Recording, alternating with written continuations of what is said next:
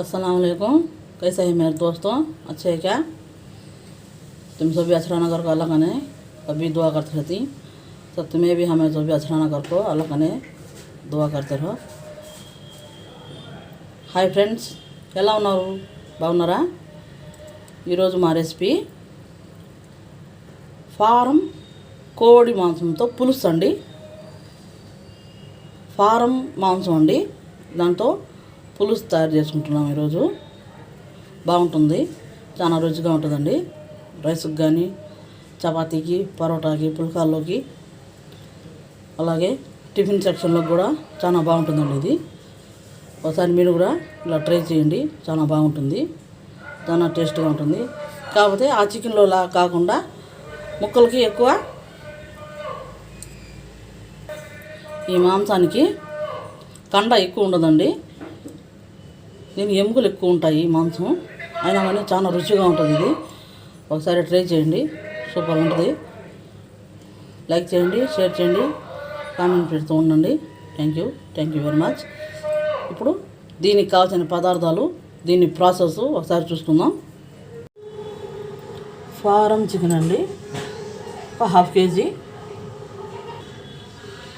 ఇది మామూలుగా boiler chicken కాదు, దీన్ని ఫారం చికెన్ అంటాము. ఫారం కోడితో ఈ చికెన్ అండి. తగినంత ఉప్పు, హాఫ్ టీ స్పూన్ పసుపు, సగం ఎర్రగడ్డ అండి, సన్నగా తరిగేసుకుందాం.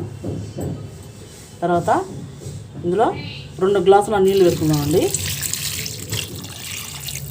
వేసేసుకొని పొయ్యి మీద పెట్టేసుకొని 15 నుంచి 20 నిమిషాలు బాయిల్ అవుదామండి దీన్ని. ఎందుకంటే మామూలు చికెన్లా కాకుండా ఇది కాస్త టైం తీసుకుంటుంది. మామూలుగా కుక్కర్లో అయినా వేసేసుకొని బాయిల్ చేసుకోవచ్చు, కాకపోతే నేను కుక్కర్లో వేయకుండా ఇలా చేస్తున్నాను. 15 నిమిషాలు పడుతుందండి. ఇది పొయ్యి మీద పెట్టుకొని బాయిల్ అవనిద్దాం. స్టవ్ వెలిగించుకొని పొయ్యి మీద పెట్టుకున్నామండి.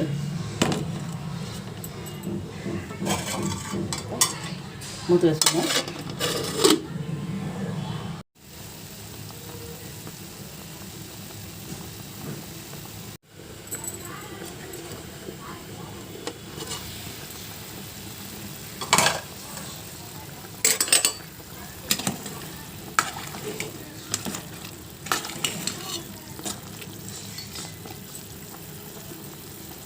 ఇంకా కొంచెం టైం పడుతుందండి. 15 నిమిషాలు అయిపోయిందండి. ఇప్పుడు ఎంతవరకు వచ్చిందో చూద్దాం.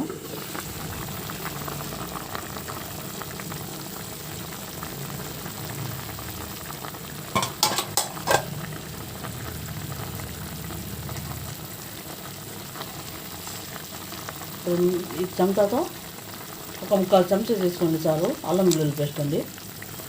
ఇదే చెంచాతో కొబ్బరి పేస్టు, సన్నగా తరిగిన ఉల్లిపాయలు ఒకటి వేసుకున్నామండి. ఉల్లిపాయ, సన్నగా తరిగిన టమాటాలు ఒక 2 వేసుకున్నాం. అంటే పులుసు కదా, అందుకని పడుతున్నాయి. ఒక టమాటా 2. ఇందాక పసుపు వేసుకున్నాం కాబట్టి ఇప్పుడు పసుపు అవసరం లేదండి. 2 స్పూన్ల కారం వేసుకున్నాం చాలు. ఇప్పుడు ఇందులో ఎన్ని నీళ్ళు పడతాయో చూసుకొని తర్వాత వేసుకుందామండి.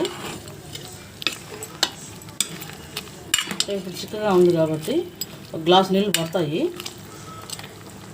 వేసుకుందాం.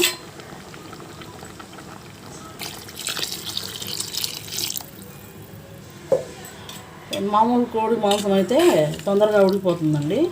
ఇది కాస్త టైం తీసుకుంటుంది, అందుకని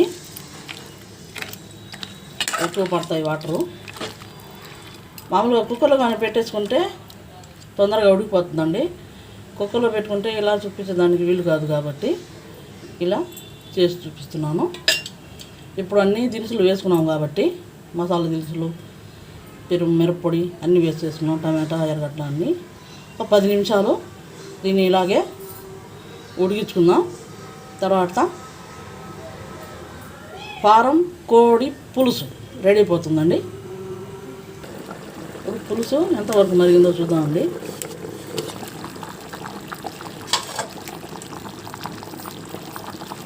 ఇప్పుడు ఇందులో చెప్పాను కదా, ఎప్పుడు నేను నీసు వండినా కానీ ఆచి చికెన్ మసాలా గరం మసాలా వేస్తానని కొంచెం ఆచి చికెన్ మసాలా వేసుకుందాం.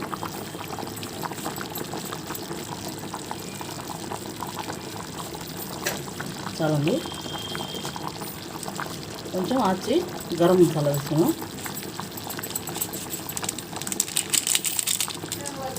వేసేసుకుని కలిపేసుకున్నామండి. కలిపేసుకుని ఇప్పుడు ఇందులో 2 చెంచాల నూనె వేసుకుందామండి.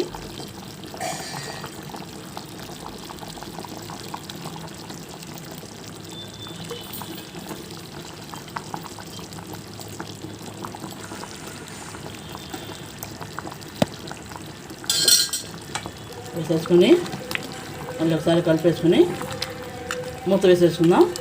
మూత వేసేసుకున్న తర్వాత 10 నిమిషాలు ఇలాగే బాయిల్ వేస్తే ఫారం కోడి మాంసం పులుసు సూపర్గా ఉంటుందండి. రెడీ అయిపోద్ది.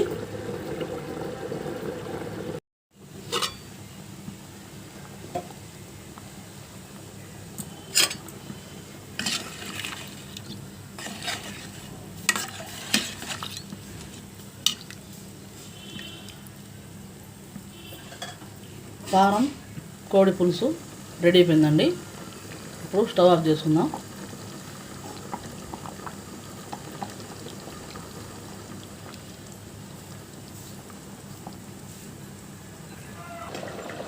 సర్వింగ్ బౌల్లోకి తీసుకుందామండి.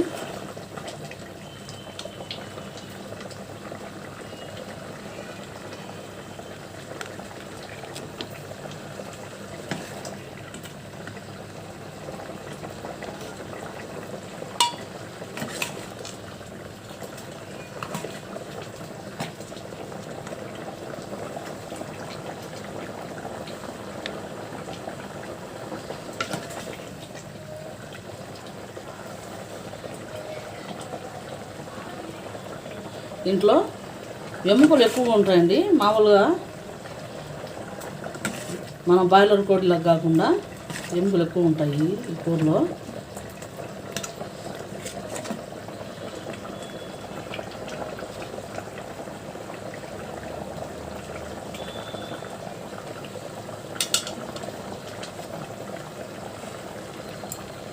పులుసు అంటే ఇలా ఉండాలా, అది పులుసులాగా సూపర్ టేస్ట్గా ఉంటుందండి.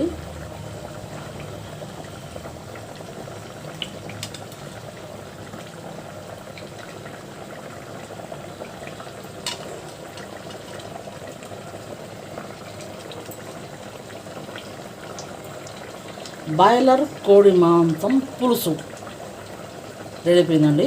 మీరు కూడా ఇలా ట్రై చేయండి. చాలా బాగుంటుంది, చాలా రుచిగా ఉంటుంది. మామూలు చికెన్లా కాకుండా ఈ టేస్ట్ వేరండి. మీరు కూడా ఒకసారి ట్రై చేయండి. మీకు కానీ నచ్చితే లైక్ చేయండి, షేర్ చేయండి, కామెంట్ చేయండి. Thank you very much. మా ఛానల్ని ఎప్పుడు వాచ్ చేస్తూ ఉండండి. Thank you.